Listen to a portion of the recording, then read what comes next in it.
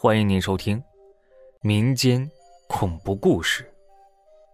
这个故事呢，发生在小张12岁那年，过去10多年了，至今还是记得清清楚楚。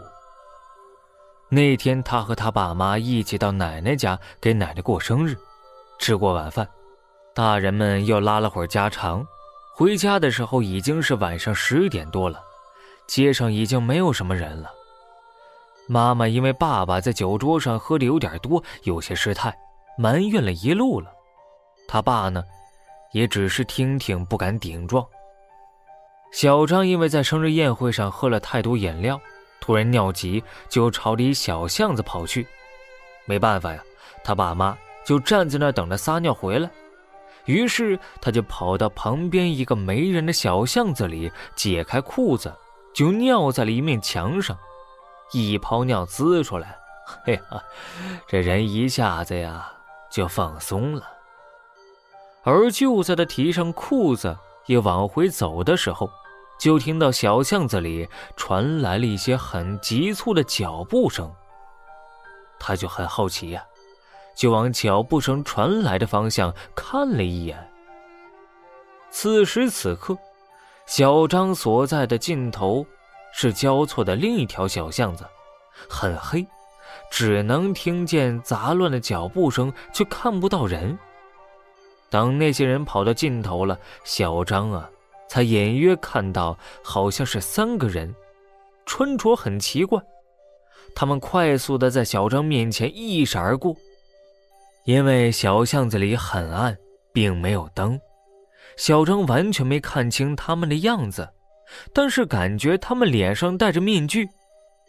天都这么黑了，这几个戴着面具的人在小巷子里边跑，这是要干啥呀？这一下子呀就勾起了小张的好奇心，他也不知道哪儿来的勇气，迈着步子追了上去。跑出那条小巷就停住脚步，躲藏在墙角，伸着脑袋往外看。借着月光，小张看清楚了，他们是3个人，站在一户村民的门前。3个人穿着奇怪的衣服，脸上都戴着面具，这个面具青面獠牙，看上去很是吓人。这3个人围在一起，叽里呱啦的，不知道说些什么，好像是在商量什么事儿呢。其中一个好像是他们的头领，在发号施令。等他们商量完了，就走向了这户村民的大门。不过呢，这大门是关着的，小张以为他们会敲门或者把门给破坏掉，可是没想到他们竟然像变戏法一样在门口消失了。这给小张吓得呀，啥时候见过这场面呀，差点叫出声来。那几个人竟然凭空消失了，他以为是自己看错了，从墙角探出半个身子，想看个仔细。可是这几个人确确实实的在大门前消失不见了。当时小张脑袋飞转，正在思考这到底是怎么回事，那几个人又突然出现在了门口。可是这一次他们的样子万分恐惧，吓得小张赶紧捂着嘴巴，不让自己叫出声音来。为什么这3个戴着面具的人，每个人的手里都拎着一个球呢？他哪儿见过这样的场景啊，紧紧地捂住嘴巴，压抑着自己，让自己别发出声音来，不要惊动了他们，眼泪都已经在眼眶里面打圈了。这3个人出了大门，径直地朝小巷一头走去。当他们走远了，小张才战战兢兢地从墙角里走了出来。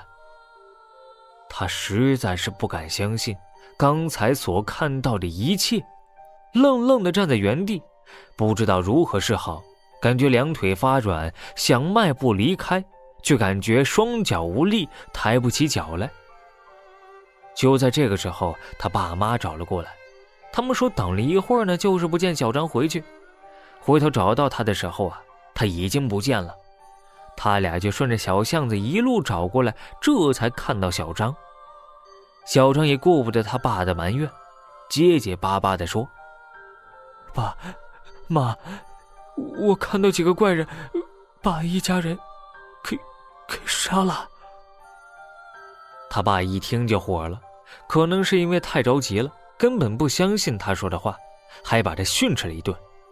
你胡说八道什么呢？什么杀人放火的？去，赶紧回家去。小张一脸惊吓加委屈，带着哭腔和他们说，我没撒谎，说的都是真的，如果不信可以看看。他也不知道自己那个时候为什么一定要证明自己说的是真的。小张壮着胆子当先走了过去，爸妈没办法呀，也跟着过了去了。本来以为那几个怪人杀人了，提着球走了，地上会有很多血迹。可是他走到那家门前那几个怪人停留过的地方，地上却一点血迹也没有。爸妈为了让他死心，还走到那家门前用手推了推大门，可门是关着的，这也就认定了小张说的是假话。回家的路上，妈妈由埋怨爸爸改成了埋怨他。小张的妈妈说呢，他和他爸在小巷子里找了半个小时也没有看到小张，可把他俩急死了。小张也说不清楚是怎么回事，甚至怀疑自己是不是出现了幻觉了。就在这事儿发生后的第3天，那天放学后写完作业，小张去找一个同学玩，刚巧路过那户人家。那天他家门口围了很多人，小张走上前去听他们议论，说这家人啊，2个大人1个小孩全都煤烟中毒而死。这件事呢一直困惑他很久，不知道这家人的死和他那晚看到的情景是不是有什么关系。后来根据回忆，他查了查这个面具的资料，样子呢很像是夜叉，可传说中夜叉并不掌管生死。你们觉得这3个怪人是什么身份？